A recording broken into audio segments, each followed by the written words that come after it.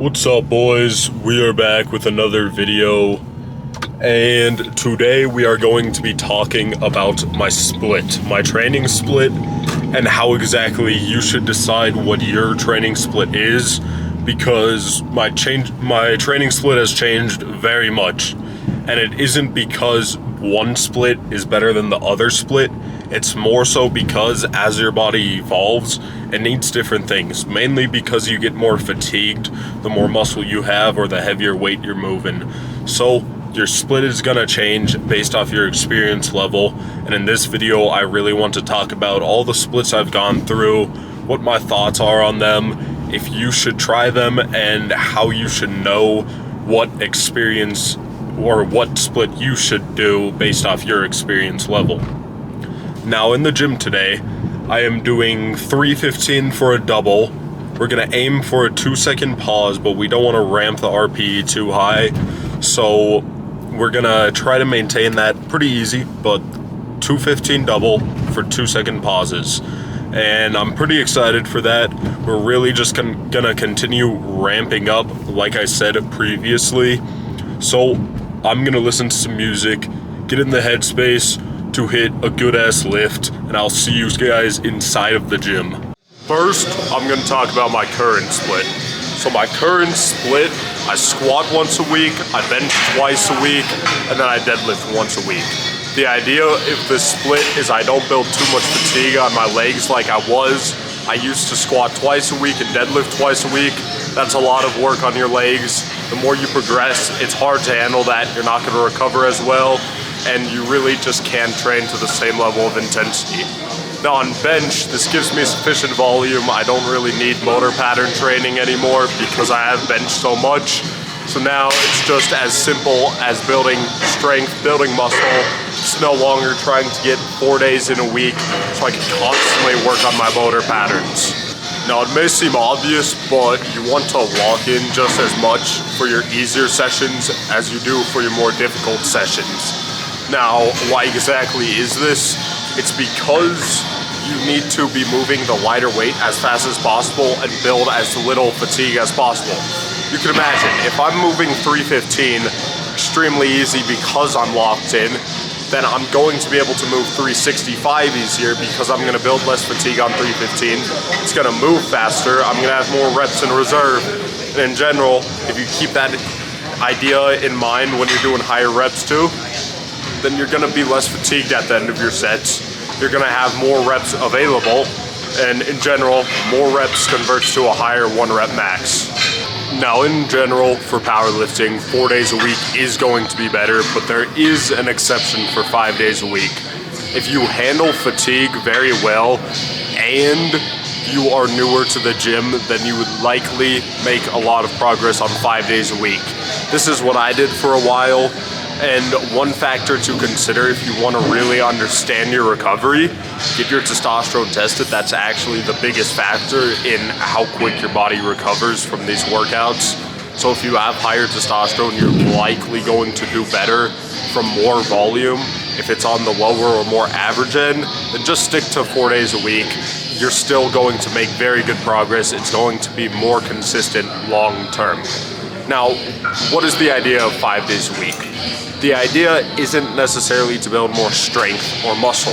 You're going to be doing the lifts more, so this is going to mean that you could build more motor patterns. More motor patterns means your body is going to learn to move the weight more efficiently with less energy exerted. So overall, your maxes are going to trend up a lot more when you have sufficient motor patterns for a lift you have been performing. That's why you leave the gym for 2 weeks and your lifts go down. It's not that you've lost any muscle. It's not that you've lost any strength. You've simply just lost motor patterns, and you need to acquire those back, and you're going to have the same lifts as you did before those 2 weeks.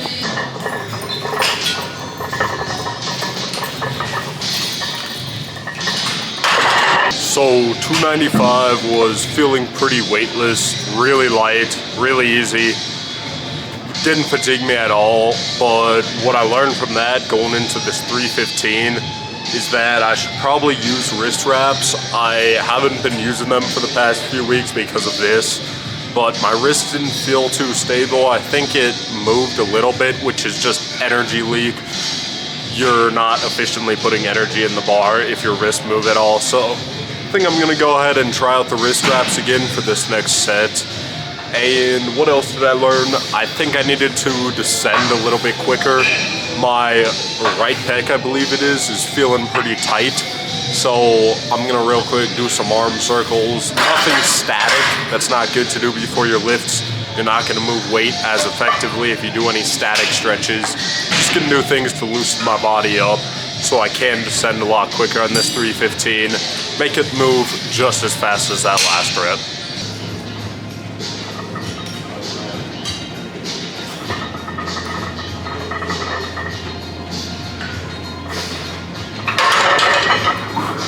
All right, what are my thoughts on that?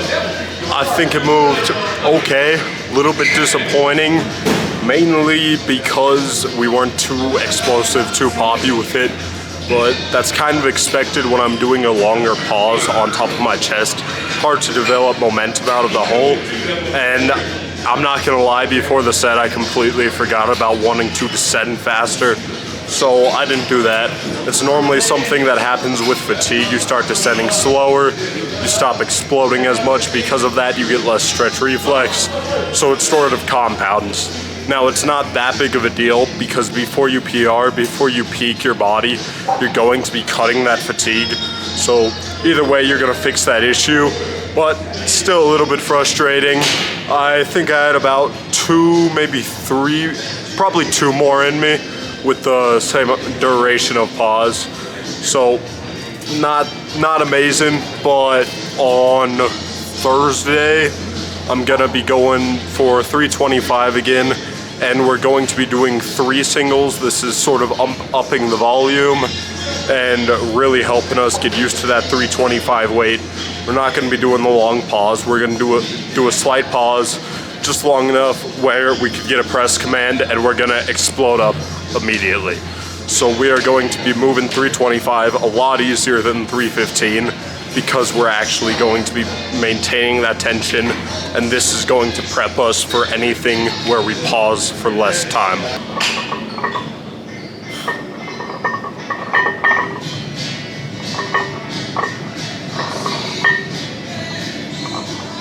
Alright, so that was the first back off, and this time I actually focused on descending a lot quicker, getting more of a stretch reflex, and you could probably notice that. Yeah, it's a lot lighter. It's only 285 pounds, not that much on the bar, but at the same time, 295 wasn't as explosive off the chest because we did not descend quickly. We didn't get that stretch reflex. So I'm happy with that set. Now that I've actually locked in, hold up. Oh, what is that music? Okay, this annoying music keeps interrupting me. I don't want it to make the microphone go crazy, but now that I've done all that, explain what's going on in my lift, I want to talk a bit more about what your split should look like. So let's say you're not more advanced. Let's say you do need more volume than squatting once a week, deadlifting once a week, and benching twice a week. How do you do that? Well, what I did for a while was benching 4 days a week on a 4-day-a-week program. I'd alternate normal bench and close grip bench. That really helps me become more explosive because your triceps get a lot more stimulus, especially if you're doing wider grip. You could also alternate, do normal bench, and then Larson press, and then normal bench, and then Spoto press. Any accessory on 2 out of those days, and then the other 2 days need to be normal bench. That's normally how you're gonna be best off. And if you want to throw in a squat bench deadlift day, then you could go ahead and throw that in at the end of the week. And then normally, if I'm not doing an SBD day, then I just alternate deadlift and squat. That way I deadlift twice and squat twice a week. And then 5 days a week is more open. With 5 days a week, you really could select what lift you want to focus on. You could be deadlifting twice a week, squatting even 3 times a week, and only deadlifting once a week. That's more so where you're gonna focus on one of the 2 leg exercises to really give yourself good leg development. And I really recommend not benching more than 4 times a week. Some people need to bench 3 times a week, but 4 times a week is normally going to give you the best stimulus when you're a newer lifter, and it's going to give you those motor patterns like I was talking about earlier. And again, I'm going off topic from the point of this video, but I just want to make the series more free-flowing with what I think of throughout the workout. So I'm going to give you guys this, something I haven't been focusing on too much because I've been more focused on the other details, is where I inhale my air. I've been noticing that I've been inhaling my air more like a squat or a deadlift, where you inhale it into your stomach to brace and stabilize your body a lot more. While on bench, you need to learn how to inhale it into your chest and expand your chest a lot more. That's gonna give you 2 options. You're either gonna have a higher touch point, or you're going to be able to sink it deeper because you could sink it to the same spot. You're gonna have more resistance from your rib cage, and you're going to be able to slingshot that bar up. So really focus on where you're bringing your air. It's not gonna make a major difference, but it's all those little things that build up. So I'm gonna be working on that for my next set, and I will see you guys on shoulder press. All right, in this prep, I want to progress my shoulder press also because it translates really well to bench. So today I'm going to be trying for 80s for 10. I've never even attempted that, so I have no clue how it's going to go. I'm going to try to stick around RP 8, so I might not do 10 reps if it's feeling a little fatiguing, but I think I'd be fine.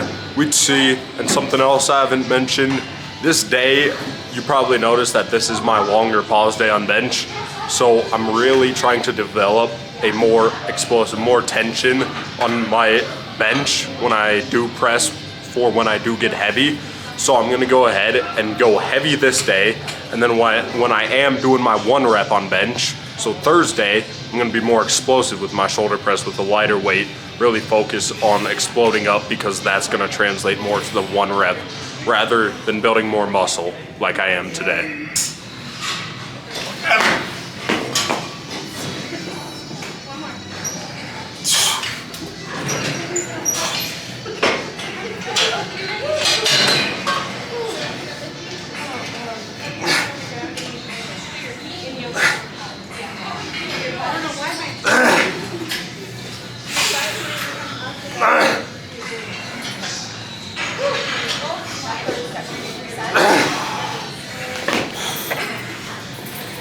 I got all 10. We were slipping a little, so wasn't fully shoulder press, but I really didn't feel my upper chest much. It really was primarily just shoulders, so I'm happy with that. We got all 10, but it was probably a little bit higher than RP 8. I think I had 1 more, so I'm gonna call it an RP 9. But I've never even attempted 80s on shoulder press because I've never cared to, and felt really good, so I'm gonna take the win. Now we're doing some dumbbell chest press, and the point of this is just to build less fatigue than normal bench because we are using lighter weight. It's more about stability. We're building our stabilizers. Gonna make our normal bench move a lot easier, a lot more stable, make the unrack easier. Really just gonna help our normal bench in general while building less fatigue. That's the whole point of these. It's not too complicated. I'm gonna show my set now, and I will meet you in the posing room.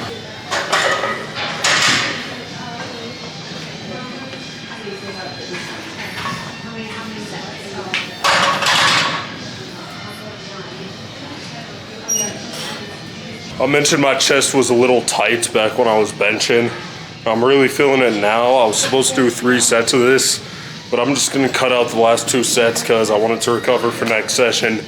Make that 325 move really easy, no struggle, and then we move on to next week. Like I said, keep on building momentum. We don't want some silly dumbbell bench stopping that. Our pump is making our muscles feel absolutely swollen. So I'm expecting the pump to be really good this session. Let's go ahead and take this off, see what it's looking like. And something I real quick want to mention that I realized is if you're wearing cargo pants, they often have a pocket down here by your knee. That's a great spot to hold your phone if you don't want to carry it. It's a lot further from your balls than the pocket right next to them. So just something to keep in mind, keep it handy. Let's see this pump real quick. Okay, yeah, chest is looking big, pretty striated. know if you guys see that in the camera. Gotta make sure I got a good angle. Oh yeah. Hold up. I'm gonna turn down the exposure. Oh, okay, I like the lower exposure. Here we go.